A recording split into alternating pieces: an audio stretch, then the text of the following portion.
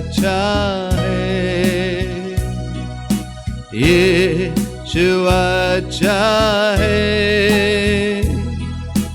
यीशु अच्छा है, अच्छा है मुझको, यीशु अच्छा है, यीशु अच्छा है, हालेलुया, यीशु अच्छा है, यीशु अच्छा है, अच्छा है मुझको, यीशु भला है, यीशु भला है, यीशु भला है,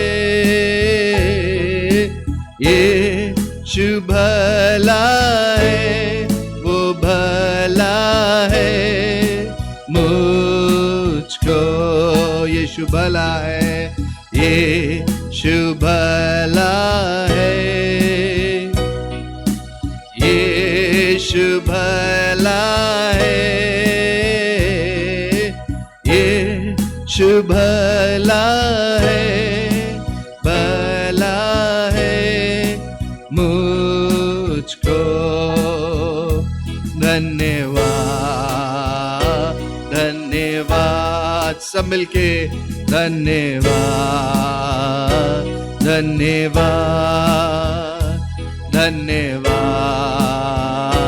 धन्यवाद, ओ धन्यवाद धन्यवाद। प्रभु को धन्यवाद देते हैं फिर से, क्योंकि हमारा परमेश्वर विश्वास योग्य है, भला है, सच्चा है और उसकी करुणा सदा की है। हम प्रभु को धन्यवाद देते हैं, हर पल संभालने वाला परमेश्वर एक बार फिर से आज इस शाम हम सबके साथ है और हम सब से बातचीत करने जा रहा है। कितने लोग आज शाम खुश हैं? Praise God. हम सब आनंदित हैं क्योंकि उस प्रभु ने अपने आनंद से हमें आनंदित किया है। और बाइबल में लिखा हुआ है, प्रभु का आनंद मेरी ताकत है। The joy of the Lord is my strength। प्रभु का आनंद हमारी ताकत है और उसी ताकत से हम ताकतवर होते चले जाते हैं ताकि हम प्रभु के राज्य के लिए और ज्यादा इस्तेमाल हो सके। आज जो परमेश्वर का वचन हम सब के लिए है वो है अंडरस्टैंडिंग एंड मिस अंडरस्टैंडिंग। क्या है? Understanding and miss understanding. और ये बहुत जरूरी है इन अंत के दिनों में कि हम इस वचन को बड़े ध्यान से सुने। और जितने लोग हमें इस समय ऑनलाइन भी सुन रहे हैं, आप भी बड़े ध्यान से इस वचन को सुनिएगा, क्योंकि अंडरस्टैंडिंग जो है और जो मिसअंडरस्टैंडिंग है उसमें एक वर्ड है जो इसको बिल्कुल अलग कर देता है, और वो क्या है? मिस, है ना। अगर वो चीज मिस हो गई है तभी जो अंडरस्टैंडिंग है, यानी जो हम समझ रहे हैं, वो समझ एक दूसरे के प्रति खत्म हो जाती है। सो आज इसलिए परमेश्वर का वचन बहुत जरूरी है कि मैं और आप बड़े ध्यान से समझे कि अंडरस्टैंडिंग और मिसअंडरस्टैंडिंग के बीच में कितना डिस्टेंस है। हाँ, कितना डिस्टेंस है। सो आइए हम परमेश्वर के वचन की ओर देखने जा रहे हैं। बहुत सारे अध्यायों को नहीं पढ़वाऊंगा, परंतु आज एक बहुत जरूरी है कि हम परमेश्वर के इस वचन को ध्यान से सुने, इसलिए नीति वचन की पुस्तक निकाल लें। सुलेमान जो दुनिया का सबसे बुद्धिमान व्यक्ति के रूप में जाना जाता है, नीति वचन 14 अध्याय और 29 पद में सुलेमान एक बात कहता है जिसकी ओर मुझे और आपको अपने ध्यान को आज इस शाम ले जाने की जरूरत है। नीति वचन 14 अध्याय और उसके 29 पद में सुलेमान एक बात कहता है जो आज शाम मुझे और आपको समझने की जरूरत है, क्योंकि हम आम तौर पे इसी बात को मिस कर जाते हैं। और मिस का मतलब क्या हुआ? क्या हुआ मिस का मतलब? खो जाना, है ना। कहीं खो गया है और इसलिए वो बात जो है वो मिस हो गई है। और अंडरस्टैंडिंग और मिसअंडरस्टैंडिंग में मिस एक वर्ड है जो जहां मिस हो गया वहां से चीजें बिगड़ जाती हैं। और इसलिए आज बड़े ध्यान से इस वचन को सुनिए, नीति वचन 14 अध्याय और 29 पद को, प्रोवर्ब्स चैप्टर 14 वर्स 29। और यहां देखिए क्या लिखा हुआ है जी। जो विलंब से क्रोध करने वाला है, जो विलंब से क्या करने वाला है? क्रोध करने वाला है, वो बड़ा समझ वाला है। वो क्या है? बड़ा समझ नहीं, समझ वाला नहीं लिखा है। क्या लिखा है? बड़ा समझ वाला है। जो विलंब से क्रोध करने वाला है। और परमेश्वर के बारे लिखा हुआ है वो विलंब से क्रोध करने वाला है और अति करुणामय परमेश्वर है। और सुलेमान आज इस बात को कह रहा है कि जो विलंब से क्रोध करता है वो क्या है? जो विलंब से क्रोध करता है वो बड़ा समझ वाला है। आज यही तो हम मिस कर जा रहे हैं, इसी बात की ओर हम मिस कर जा रहे हैं, क्योंकि क्रोध बड़ी जल्दी आ जाता है, गुस्सा हर बात में हमें बड़ी जल्दी आ जाता है, और अंडरस्टैंडिंग और मिसअंडरस्टैंडिंग में जो चीज मिस हो जा रही है उसका कारण क्या है? क्रोध है ना? क्रोध है। परमेश्वर भी क्रोध करने वाले हैं, लिखा है ना बाइबल में, वो क्रोध करने वाला परमेश्वर है, लेकिन उसके क्रोध करने का कारण अलग होता है और हमारे क्रोध करने का कारण अलग होता है। और आज समाज में शैतान जिस चीज को फैलाने की कोशिश कर रहा है वो है मिसअंडरस्टैंडिंग। क्या? मिसअंडरस्टैंडिंग। बगल वाले को बोलिए मिसअंडरस्टैंडिंग। मिसअंडरस्टैंडिंग हिंदी में मिसअंडरस्टैंडिंग को क्या बोलेंगे? गलत फहमी। हाँ, आप कहीं खुश फहमी नहीं सुनेंगे पर गलत फहमी जरूर सुनते हैं। और अंग्रेजी और हिंदी में यही थोड़ा सा फर्क हो जाता है, क्योंकि अंग्रेजी में कुछ ऐसे वर्ड हैं जिनको समझाना और समझना थोड़ा इजी हो जाता है, हिंदी में उसका एग्जैक्ट ट्रांसलेशन कई जगहों पे नहीं मिलता है। परंतु मिसअंडरस्टैंडिंग का जरूर हिंदी वर्जन जो है वो है गलत फहमी। और इन अंत के दिनों में शैतान लगा हुआ है बड़े जोर शोर के साथ लोगों के बीच में गलत फहमियां फैलाने में। चाहे वो परिवारों में देख लीजिए, चाहे वो पति पत्नी के रिश्ते में देख लीजिए, चाहे वो भाई बहनों के रिश्ते में देख लीजिए, चाहे माता पिता के रिश्ते में देख लीजिए, चाहे पासवान और कलीसिया के रिश्ते में देख लीजिए, क्या हो रहा है? गलत फहमी फैलाई जा रही है ना? न्यूज चैनल्स पे आप देख लीजिए, वहां भी क्या हो रहा है? गलत फहमी फैलाई जा रही है, मिसअंडरस्टैंडिंग क्रिएट की जा रही है, क्योंकि शैतान को इस बात को पता है कि अगर हमारे बीच में अंडरस्टैंडिंग है, एक दूसरे को समझने को क्या बोलते हैं? अंडरस्टैंड करना, है ना? हम एक दूसरे को समझ रहे हैं, और जब हम एक दूसरे को समझ रहे हैं तब तक चीजें बहुत अच्छी चलती चली जाती है। पर जैसे ही हम एक दूसरे को समझना बंद कर देते हैं तो मिसअंडरस्टैंडिंग शुरू हो जाती है। अदन की वाटिका से मिसअंडरस्टैंडिंग शुरू हुई थी, जानते हैं ना? वहीं से शुरुआत हो गई थी। शैतान बीच में आ गया और आदम और हवा के बीच में, और परमेश्वर और आदम और हवा के बीच में मिसअंडरस्टैंडिंग लेके आ गया। और आज भी मसीही लोगों के बीच में भी, और न सिर्फ मसीहियों के बीच में भी, गैर मसीहियों के बीच में भी शैतान इसी मिसअंडरस्टैंडिंग को ले आता है। यानी अंडरस्टैंडिंग को क्या करता है? मिस कर देता है, हटा देता है, छिपा देता है, खो देता है। और जहां वो चीज हट गई, हमारे जीवन में विरोधी का काम शुरू हो जाता है, रिश्तों को खराब होने का काम शुरू हो जाता है, परिवारों में चीजों को ना समझने का काम शुरू हो जाता है, और फिर बीच में एक चीज आ जाती है जो कि है क्रोध। और जब आप क्रोधित होते हैं तो सबसे ज्यादा मिसअंडरस्टैंडिंग होती है। याद रखिएगा, नोटिस करते हैं कभी जब गुस्सा आता है तो हम अगले व्यक्ति की बात सुनना ही नहीं चाहते। मैं क्यों सुनूं उसकी बात, क्योंकि मुझे सुनना ही नहीं है ना? और जब आप किसी की बात सुनेंगे ही नहीं तो आपको मिसअंडरस्टैंडिंग तो, और प्रॉब्लम ही तो वही है कि हम किसी की बात सुनना ही नहीं चाहते हैं। जब हम सुनेंगे ही नहीं तो हम कैसे समझेंगे कि अगला व्यक्ति हमें क्या बताने की कोशिश कर रहा है? आप सड़कों पे देख लीजिए, जो लड़ाइयां होती हैं वो क्यों होती हैं?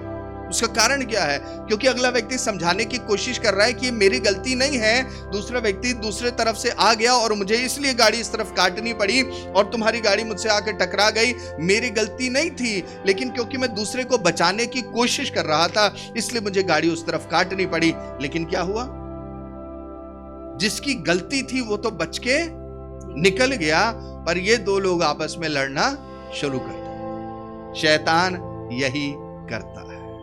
और कई बार मसीही लोग भी इस बात को समझ नहीं पाते हैं कि शैतान हमारे बीच में मिसअंडरस्टैंडिंग लाने की कोशिश कर रहा है। और जब मिसअंडरस्टैंडिंग आ जाती है तो हम और ज्यादा क्रोधित होते हैं, और होते ही मिसअंडरस्टैंडिंग इसलिए क्योंकि हम क्रोध में किसी की सुनना नहीं चाहते। We don't want to listen to the other person. हमें सुनना ही नहीं है कि तुम क्या बोल रहे हो, हमें समझना ही नहीं है कि तुम क्या बोल रहे हो, क्योंकि जब तुम सुनोगे तो ना तुम समझोगे, और अगर तुम समझोगे ही नहीं तो तुम कैसे चीजों को सही कर पाओगे? कैसे तुम रिश्तों को ठीक कर पाओगे, कैसे तुम हालात को सही कर पाओगे अगर तुम चीजों को समझोगे ही नहीं। और इसीलिए रिश्तों के बीच में भी मिसअंडरस्टैंडिंग आती चली जाती है। हर जगह देख लीजिए, कहीं भी चले जाइए, अगर आप किसी पार्टी में भी हैं, यानी वो पार्टी नहीं जो पार्टियां होती हैं, बट पॉलिटिकल पार्टीज भी जो होती हैं, और वो अगर एक दूसरे को आगे बढ़ाने की कोशिश कर रहे हैं तो एक दूसरी पार्टी दूसरे पार्टी के लोगों के बीच में क्या कर देता है? मिसअंडरस्टैंडिंग। अरे वो तो तुम्हारे साथ सही नहीं है, अरे वो तो ठीक से नहीं चल रहे, अरे वो तो धोखा देने वाले हैं। अगले व्यक्ति के दिमाग में आ गया, अरे ये तो मुझे धोखा दे देगा। और फिर जब वो व्यक्ति कुछ ना कुछ बोलता है तो उसे अंडरस्टैंड करना नहीं चाहते, उसे समझना नहीं चाहते हैं, और जब वो समझते नहीं है तो दोनों के बीच में क्या आ जाती है? दूरियां आ जाती है। और ये शैतान का बहुत बड़ा हथियार है कि वो हमें अलग करना चाहता है। याद रखिएगा इस बात को। शैतान परमेश्वर के हर उस वचन के विरोध में जाता है जो परमेश्वर ने कहा है। परमेश्वर क्या कहते हैं? यूनिटी की बात करते हैं। परमेश्वर क्या करते हैं? एकजुटता की बात करते हैं। परमेश्वर क्या करते हैं? प्रेम की बात करते हैं। शैतान क्या करता है? नफरत की बात करता है, कड़वाहट की बात करता है, बुराई की बात करता है, क्रोध की बात करता है, जेलसी की बात करता है, तोड़ने की बात करता है। परंतु परमेश्वर का आत्मा क्या करता है? जोड़ने का काम करता है। हालेलुया। परमेश्वर का आत्मा जोड़ने का काम करता है। और इसलिए आज मुझे और आपको शैतान के इस हथियार को समझना है कि हम अपने रिश्तों के बीच में मिसअंडरस्टैंडिंग ना आने दें। जैसे ही आपके रिश्तों के बीच में मिसअंडरस्टैंडिंग आने लगती है, हम एक दूसरे को समझना बंद कर देते हैं, हम एक दूसरे की बातों की तरफ ध्यान लगाना बंद कर देते हैं, क्योंकि शैतान जानता है कि अगर ये साथ हैं तो क्या है? परमेश्वर के लिए बहुत बड़े हथियार हैं। परंतु अगर हम इन्हें अलग अलग कर देंगे तो बड़ा आसान रहेगा हमारे लिए कि इनको परमेश्वर की हुजूरी से भी दूर ले जा सके और इनको इनके आत्मिक जीवन में भी बढ़ने से दूर लेकर जाते चले जाएं। और इसलिए परमेश्वर के वचन में इसको और आगे पढ़िएगा। परंतु जो अधीर है वो मूर्खता की बढ़ती करता है। वो क्या करता है? मूर्खता की अधिक बढ़ती करता है। और इसीलिए परमेश्वर चाहते हैं कि हम अधीर ना बने, दुनिया के लोगों के समान ना बन जाए, क्योंकि दुनिया के लोग यही करना चाहते हैं। और शैतान एक्चुअली इन दुनिया के लोगों को इस्तेमाल करता है ताकि आप ऐसे ही हो जाए जो कि परमेश्वर के न वचन के ऊपर ध्यान दे रहे हैं, ना ही एक दूसरे को समझ रहे हैं। जब आप एक दूसरे को नहीं समझेंगे तो आप एक दूसरे के खिलाफत में खड़े हो जाएंगे। और एक चीज हमेशा याद रखिएगा, जब हम एक दूसरे की परिस्थितियों को नहीं जानते हैं, एक दूसरे के हालात को नहीं जानते हैं कि वो व्यक्ति किस सिचुएशन से होके गुजर रहा है, तो आप हमेशा चीजों को उल्टा ही समझेंगे। कितनी बार ऐसा होता है ना, कि हम एक दूसरे के हालात को, एक दूसरे की परिस्थितियों को नहीं समझते हैं कि अगला व्यक्ति किस परिस्थिति से होके गुजर रहा है। उसको क्या बोलते हैं? उसको कहते हैं मिसअंडरस्टैंडिंग। और जब आप नहीं समझते हैं तो आप चीजों को हमेशा ही गलत समझेंगे। याद रखिएगा, आप हमेशा ही चीजों को गलत समझेंगे क्योंकि आप उसको समझ नहीं रहे हैं। क्यों पति पत्नी के बीच में लड़ाइयां होती हैं? वहां भी एक दूसरे को समझना बंद हो जाता है। जब तक आप एक दूसरे को समझ रहे हैं कभी कोई प्रॉब्लम नहीं होगी, जब तक आप एक दूसरे की सुन रहे हैं कोई प्रॉब्लम नहीं होगी। लेकिन जब आप सुनना बंद कर देते हैं, जब आप समझना बंद कर देते हैं, चीजें बिगड़नी शुरू हो जाती हैं। और ये हर जगह की बात है, हर हालत में। ऑफिस में जब एक बॉस होता है, एक लीडर होता है, जब वो एक दूसरे को, अपने स्टाफ को, अपने लोगों को चीजें समझाने की कोशिश कर रहा होता है, और जब स्टाफ उसको नहीं समझ रहा होता है, नहीं समझ पाता है, तो चीजें खराब होती चली जाती हैं, चीजें बिगड़ती चली जाती हैं, और तब वहां मिसअंडरस्टैंडिंग काम करने लग जाता है। वहीं जब 10 लोग एक साथ मिलकर काम कर रहे थे तो जो प्रोडक्टिविटी है, जो बढ़ोतरी है, वो ज्यादा थी। और वहीं अगर 2 और 3 लोग मिलकर काम कर रहे हैं तो क्या काम में फर्क आएगा? जरूर आएगा। क्यों? क्योंकि अभी तक 10 लोग ज्यादा काम कर सकते हैं और वहीं 2-3 लोग मिलकर कितना काम कर लें। और इसीलिए शैतान का जो सबसे बड़ा हमला है वो है हमारे रिश्तों को खराब करें, हमारे रिश्तों के बीच में मिसअंडरस्टैंडिंग लेकर आए। शैतान ने क्या किया था परमेश्वर और मनुष्य के बीच में? मिसअंडरस्टैंडिंग लेकर आया। क्या परमेश्वर ने नहीं कहा कि इस बाग के सारे पेड़ के फलों को तुम मत खाना? है मिसअंडरस्टैंडिंग क्रिएट कर रहा था, परंतु परमेश्वर ने क्या कहा था? नहीं, सिर्फ ये वाला जो है, कौन सा? भले और बुरे के ज्ञान के पेड़ के फल को तुम, जीवन के पेड़ के फल को खाने के लिए मना किया था? नहीं, परमेश्वर ने तो आदम और हवा के लिए वही ठहरा रखा था, क्योंकि परमेश्वर खुद चाहते थे कि वो अनंत काल तक हमारे साथ रहे। लेकिन शैतान ने क्या किया? मिसअंडरस्टैंडिंग लेकर आ गया। बाइबल में एक और जगह हम जब पढ़ते हैं तो वहां पे एक और है, परमेश्वर के जो सेवक थे, नए नियम में जब हम आते हैं तो परमेश्वर के जो सेवक थे उनके बीच में भी आपसी लड़ाई और झगड़े हो गए। क्यों? क्योंकि विरोधी कहीं ना कहीं उन चीजों को उनके बीच में भी लेकर आ गया। लिखा हुआ है उनके बीच में ऐसा टंटा हो गया कि वो एक दूसरे के साथ चल नहीं सके। वो बात अलग है कि परमेश्वर ने फिर भी अपने राज्य के विस्तार के लिए उन्हें जहां लेके गए वहां इस्तेमाल कर लिया। लेकिन मुझे और आपको इन अंत के दिनों में समझना बहुत जरूरी है कि हम शैतान के सबसे बड़े हथियार से, जो आज कलीसियाओं के विरोध में, परिवारों के विरोध में, रिश्तों के विरोध में, देशों के विरोध में लेकर आ रहा है, हम उससे सावधान रहें। आज अगर आप देखेंगे इंडिया में और इंडिया के साथ जो एक और देश है जिसका नाम है कनाडा, तो इंडिया और कनाडा के बीच में क्या हो गया है? मिसअंडरस्टैंडिंग। क्यों? क्योंकि कुछ लोगों ने वहां पर उन दोनों के बीच में कुछ ऐसी बातें लाके बो दी जिसके कारण से भारत और कनाडा के रिश्ते दो बहुत अच्छे थे, कई सालों से थे। और आप हमेशा सुनते होंगे, खासकर हमारे जो पंजाबी मित्र हैं वो हमेशा कहते हैं, जब बात होती है उनसे, बेटा कित्थे जाएगा? तो कहते हैं पंजाब से मैं सीधे कनाडा जाऊंगा, है ना? यही बोलते हैं ना, ये सुनने को मिलता है कि कनाडा जाऊंगा। तो इतने अच्छे हमारे भारत और कनाडा के रिश्ते रहे हैं। लेकिन क्या हुआ? बीच में कुछ मिसअंडरस्टैंडिंग आ गई, और उस मिसअंडरस्टैंडिंग की वजह से आज कौन सबसे ज्यादा सफर कर रहा है?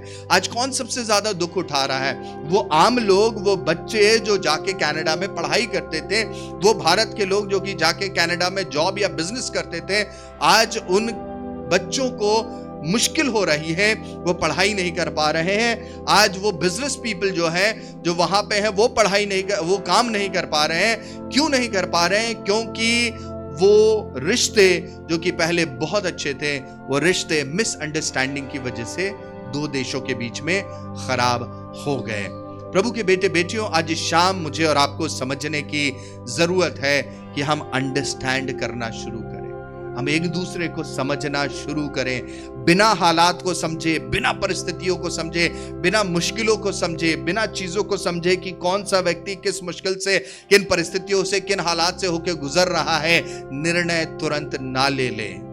परंतु शैतान क्या करता है? हमारे अंदर क्रोध ले आता है, हमारे अंदर गुस्सा ले आता है। क्या जरूरत है अगले व्यक्ति को समझने की? मत समझो, वो तो शायद गलत ही होगा इसलिए ऐसा कर रहा है। लेकिन हम अगर अंडरस्टैंड करना शुरू करें लोगों को, हमारे जीवन में चीजें बहुत आसान हो जाएंगी। क्योंकि नीति वचन इसी के 14 अध्याय और 17 पद में एक बात कहता है। नीति वचन 14 अध्याय और 17 पद में बड़ी खूबसूरत बात, दुनिया का सबसे बुद्धिमान व्यक्ति सुलेमान कहता है। क्या कहता है जी? जो झट क्रोध करे, जो क्या करे? झट क्रोध करे जी, वो मूर्ता का काम भी करेगा। वो क्या करेगा? मूर्ता का काम भी करेगा। जो कैसे क्रोध करे? झट क्रोध करे। कोई है यहाँ पे जो झट क्रोध करता है? जल्दी गुस्सा आ जाता है, पेशेंस नहीं है, धीरज नहीं है। पवित्र आत्मा का फल क्या है? धीरज है। पर क्रोध अगर आपको झट आ जा रहा है तो इसका मतलब है कि आपके अंदर से वो धीरज, पवित्र आत्मा का फल कम होता चला जा रहा है। और याद रखिए, शैतान जानबूझ के आपको क्रोध करवाना चाहता है, क्योंकि जो झट क्रोध करता है वो क्या करता है? मूर्ता का काम करता है। आप जो सही काम करने वाले होंगे, आप सही काम नहीं करेंगे, आप गलत काम कर जाएंगे। आपने देखा है, जिस समय बहनों के लिए, जिस समय अगर बहनें किचन में हैं और किसी ने पीछे से कुछ बोल दिया और आपको गुस्सा आ गया और आप बड़ी अच्छी सब्जी बना रही थी, अच्छा खाना बना रहे थे, क्या हुआ? सारी सब्जी जल गई, सारा खाना, नमक थोड़ा सा डालना था पर नमक ढेर सारा डल गया। क्यों? क्योंकि आपके अंदर क्या आ गया? क्रोध आ गया, और आपने झट से क्रोध कर लिया और सारी चीजें खराब हो गई। परंतु परमेश्वर चाहते हैं कि हम बुद्धिमान हो जाए। हालेलुया। इसलिए उस क्रोध से भागे, उस क्रोध को अपने जीवन में पनपने ना दे, पवित्र आत्मा के फल धीरज को आने दे, क्योंकि जो झट क्रोध करे वह मूर्खता का काम भी करेगा। और आगे क्या लिखा हुआ है? और जो बुरी युक्तियां निकालता है, और जो बुरी युक्तियां निकालता है उससे लोग बैर रखते हैं। उससे लोग क्या करते हैं? बैर रखते हैं। जो बुरी युक्तियां निकालता है, मुझे और आपको सावधान हो जाने की जरूरत है कि हम कौन सी युक्ति निकाल रहे हैं, अपने लिए भी, अपनों के लिए भी और अपने आसपास के लोगों के लिए भी हम कौन सी युक्ति निकालते हैं। आज आप शैतान से क्यों नफरत करते हैं? हम क्यों शैतान से नफरत करते हैं? क्योंकि उसकी युक्तियां हमारे लिए क्या है? बुरी है। वो हमारे लिए अच्छी युक्ति करता है, अच्छी योजनाएं बनाता है, नहीं, उसकी प्लानिंग हमेशा प्रभु के लोगों को नुकसान पहुंचाने की है। उसकी प्लानिंग हमेशा प्रभु के लोगों को खराब करने की है, जिंदगियां बर्बाद करने की है, परिवारों को, रिश्तों को खराब करने की है। उसकी युक्तियां क्या है? बुरी हैं। और यहां लिखा हुआ है, जो बुरी युक्तियां निकालता है उससे लोग बैर रखते हैं। अजीजों, मुझे और आपको आज परमेश्वर के वचन को बहुत गहराई से समझने की जरूरत है, और इसलिए हमें परमेश्वर के वचन को बड़े ध्यान से अपने जीवन में बसाने की जरूरत है। और जितना ज्यादा हम परमेश्वर के वचन को अपने दिल में, अपने मन में बसाते चले जाएंगे, हमारी अंडरस्टैंडिंग और बेहतर होती चली जाएगी। कई बार आपने देखा होगा ना, लोगों को जब परमेश्वर के भवन में भी जाते हैं, है ना, तो चीजों को नहीं समझ पाते। अरे उनके साथ क्यों ऐसा हो रहा है, उनके साथ वैसा क्यों हो रहा है, मेरे साथ ऐसा क्यों हो रहा है? क्यों? क्योंकि आपकी और मेरी, यानी आपके और परमेश्वर की अंडरस्टैंडिंग जो है वो शायद कहीं ना कहीं कमजोर हो गई है, वो शायद मुश्किल वाली हो गई है। ऐसी हालत में हम पहुंच गए हैं कि हम परमेश्वर को भी समझ नहीं पा रहे हैं। क्योंकि बाइबल में लिखा हुआ है, परमेश्वर ने कहा, जो कल्पनाएं मैं तुम्हारे विषय में गढ़ता हूं उन्हें मैं जानता हूं। वो तुम्हारी हानि की नहीं वरन तुम्हारे लाभ ही की है। परमेश्वर हमारे लिए बेहतर योजना बना रहा है। God has better understanding about our future, but we are not able to understand that. परंतु हम उसकी योजनाओं को समझ नहीं पा रहे हैं, और कई बार हम परमेश्वर को भी मिसअंडरस्टैंड कर लेते हैं, है ना? करते हैं ना? परमेश्वर, मेरे जीवन में ही ये परेशानियां क्यों आ रही हैं, मेरे जीवन में ये तकलीफें ही क्यों आ रही हैं, मेरे जीवन में ये चिंताएं क्यों आ रही, क्यों मेरे परिवार के साथ ही ऐसा हो रहा है? उसको देखिए वो कितना बढ़ रहा है, उसको देखिए वो कितना तरक्की कर रहा है, उसको देखिए कितना उन्नत कर रहा है। हम नहीं समझ पाते हैं परमेश्वर की योजनाओं को, और हम परमेश्वर को भी कई बार बुरा भला बोलने लग जाते हैं। पर जानते हैं अजीजों, हमें अय्यूब के जीवन से इस बात को समझना है। अय्यूब ने क्या किया? जब उसके जीवन में परेशानियां आई, जब उसके जीवन में तकलीफें आई, जब अय्यूब का सब कुछ खो गया, उसके बावजूद भी अय्यूब ने परमेश्वर के प्रति विश्वास योग्यता बनाए रखी। हालेलुया। उसने अंडरस्टैंड किया कि मेरा परमेश्वर मेरे लिए जो भी कुछ कर रहा है वो बेहतरीन ही करेगा। उसने परमेश्वर के खिलाफत में कोई बात नहीं बोली, और इसलिए अय्यूब के साथ क्या हुआ जानते हैं ना? जो कुछ उसका खो गया था उसने दुगना पा लिया। हालेलुया। उसने दुगना पा लिया। क्यों? क्योंकि उसने परमेश्वर को समझा कि परमेश्वर जो भी कुछ करता है वो भला ही करता है। He is a good God। और आज परमेश्वर के इस वचन से मुझे और आपको भी इस बात को समझना है, अपने जीवन में मिसअंडरस्टैंडिंग को ना आने दे। आप ऐसे प्रभु के बेटे बेटियां ना बने जो एक दूसरे को भी ना समझे। जब शैतान आपके घरों में, आपके परिवारों में, आपके रिश्तों में उस मिसअंडरस्टैंडिंग को लाने की कोशिश करें, तो आपके पास शायद फुटबॉल ना हो, पर उस मिस को उठाइए और ऐसे मार के दूर कर दीजिए और अंडरस्टैंडिंग को वापस ले आइए। हालेलुया। अपने जीवन में उस अंडरस्टैंडिंग को लेकर आइए। समझदार बनिए, समझदार बनिए। बाइबल में ऐसा लिखा हुआ है, तुम शैतान के हथियारों से अनजान नहीं हो।